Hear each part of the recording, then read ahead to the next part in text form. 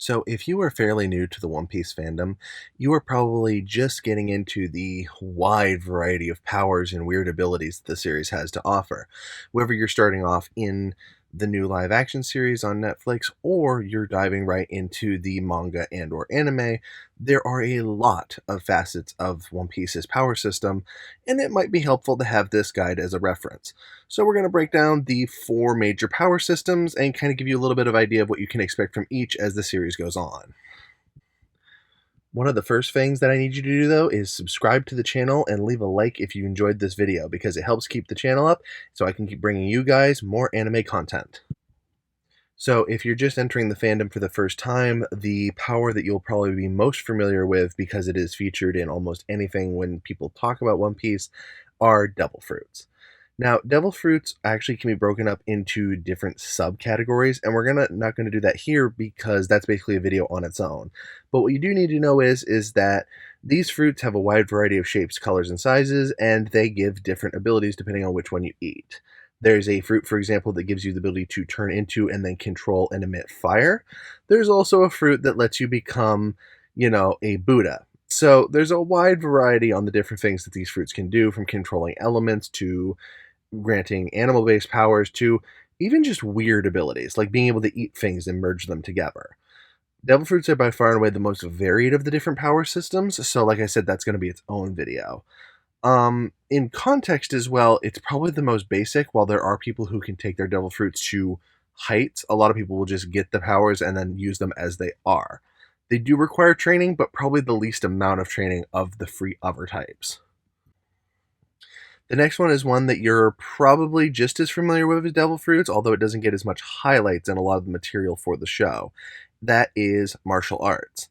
Now, just saying martial arts probably sounds weird because a lot of series have martial arts, and in a lot of series, they're not even usually the most successive of all the power types. But in One Piece, it works a bit differently. This is partially because martial arts are usually combined with other powers in the series, but even on their own, some of the more prolific characters use martial arts exclusively, with maybe in combination with one of the other powers, which we'll get to next. But martial arts can also be quite variable because it can apply from everything Zoro's free sword style all the way to Fishman karate. And I mean, that is a wide variety of powers. We have everything from, basic, like, realistic martial arts to street brawling to people who can control water as an aspect of their martial arts. It's a pretty wild section of the power system. The big downside of it is that it requires training, an extensive amount of training, actually. When you look at Zoro, he's by far and away such an outlier. Yes, we use him as the pinpoint of a character who uses martial arts, with the other probably being Sanji, but Sanji has a bit of a difference here because he actually uses free powers. So in this case, Zoro is one of the best, as is Mihawk, because as far as we know, Mihawk, much like Zoro, only uses martial arts as his primary, and then he also uses a secondary power, which let's go ahead and bring that up now. So the third power type is actually ones that if you're joining me for like the Netflix show, you have actually seen this, but it hasn't been named yet. And if they keep with the manga, it won't be named for quite a while. This third power system is called Haki. Now, Haki is interesting to try and explain. It uses concepts similar to other manga or anime related properties, if you're familiar with any of those, because it's essentially the you use your life force to enhance things concept. We see that a lot in other series, usually more refined than this. In the case of One Piece, even here it's still simple because there are only three types of Haki. There is observation Haki, which, as you might imagine, just makes you better at observing things. Sometimes this comes off as, having super enhanced eyesight or hearing. Other times it comes off more like ESP, like you can literally just sense things around you. Technically, in the show, we've not quite seen anybody with observation Haki yet, but it is technically present in a few characters that are there anyway.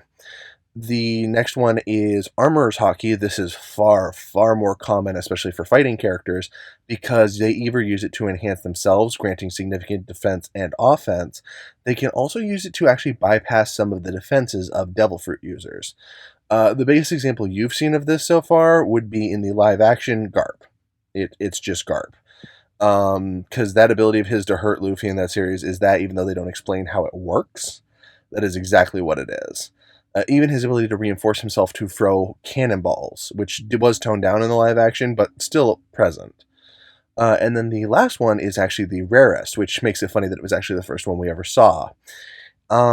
It's called Conqueror's Haki. Now, Conqueror's Haki is the ability that allows somebody to literally override the willpower of others. It doesn't work like mind control. It actually works usually in making somebody either submissive or outright pass out from pressure. The time you've actually seen this in live action would be with Shanks. Shanks actually uses it on the giant sea serpent that nearly eats him and Luffy. So, and this will be ironic because Shanks is actually pretty famous in the series for his Conqueror's Haki. So, all total, these are the free forms. The real power behind Haki is A, it usually lets you get around the defenses of Devil Fruit users. This will become more significant as the manga progresses. It also usually can be used to enhance things. Many of the martial arts based characters will use Haki to enhance their strikes, allowing them to actually affect Devil Fruit users. Or they'll use it to enhance their ability for, like, say, Usopp as a sharpshooter.